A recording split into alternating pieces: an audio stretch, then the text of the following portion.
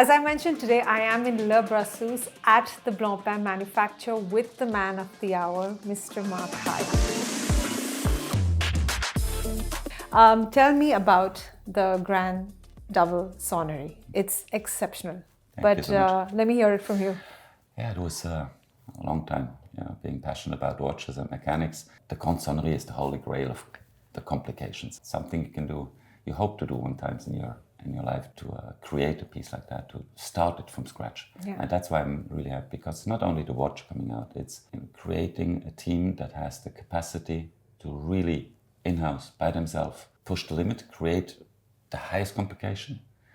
Not one-man show, one star, and to add something to it, because I said we have to stay very traditional in one way, because it's easy to just say, oh, we do something new on a decoration or something different, so it's different, or we add complications, so say, oh, it's one more complication. And I said, no, we have to stay 100% on the same complication. It's the Grande Sonnerie. So if we add something, it's a second Grande Sonnerie. Grande Sonnerie. So, of course.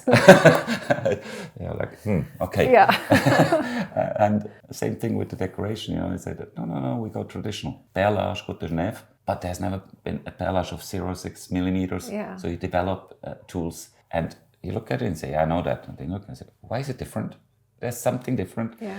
And all this together, and at the same time, again, an important moment, the idea, I think, for collecting watches is not just to possess them, and you should have already pleasure yourself and enjoy them, and not just have the value and put it in a safe, but it's these social moments with other watch passionates, with sharing with friends, with maybe not somebody that knows, and to feel it. First, you have to be able to wear it, you have to feel it, because a watch sometimes looks great, everything, you put it on, and it's like, it doesn't feel nice. Yeah. So it's overall. And then you're afraid, especially with sonnerie, min repeat or Grande Sonnerie, you can break them quite easily by wrong manipulation. Yes. And with this you can't. So you can really give it without a problem. Yeah. Oh, you press something wrong, don't Nothing, worry. yeah. Enjoy, create the emotion, create the exchange with all the respect of a high-end piece. But that's what it should be there for. And I think sometimes we tend, especially in the high-end luxury market, tend to forget the watches, time when they were created hundreds of years ago, all these complications, they were with the real reason. A tourbillon was created for more precision, to coordinate troops. Actually, min repeater sounding watches were after the wars with a lot of blinds people to hear. So it wasn't in only royalties and chic. It was a use and an instrument. Yeah, it was actually used for the functional purpose. Yeah.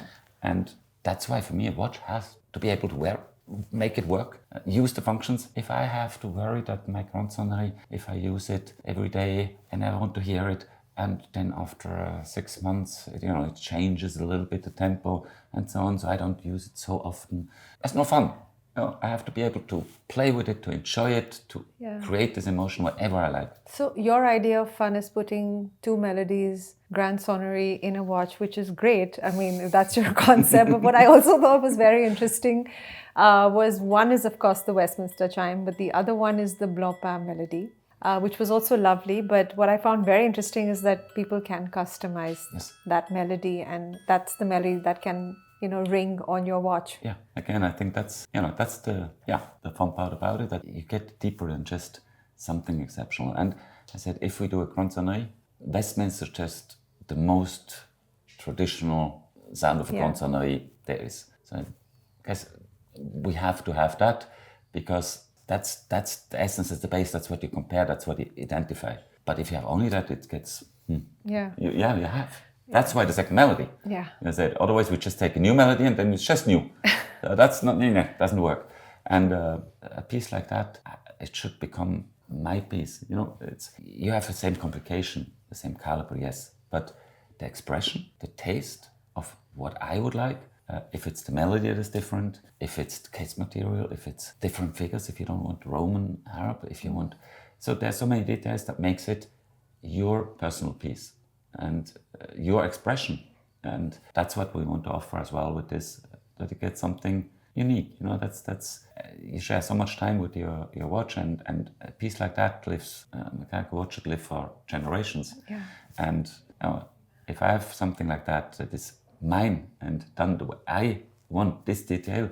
If one day my son will inherit it, Yeah. it's not just a value or something. It's a piece of you. A piece of me. Yeah. And I think that's what we should do. I was just coming down to that. I said a watch like this is something that you could pass down to whoever is special to you. Yeah.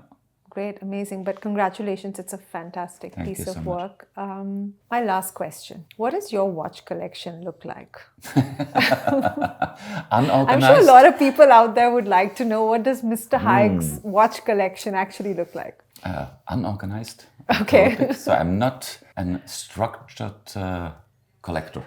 I mean, I said I have all the chronos or one brand. I have pieces that are touching me emotionally, and quite some Blancpains. Quite okay. That's surprising.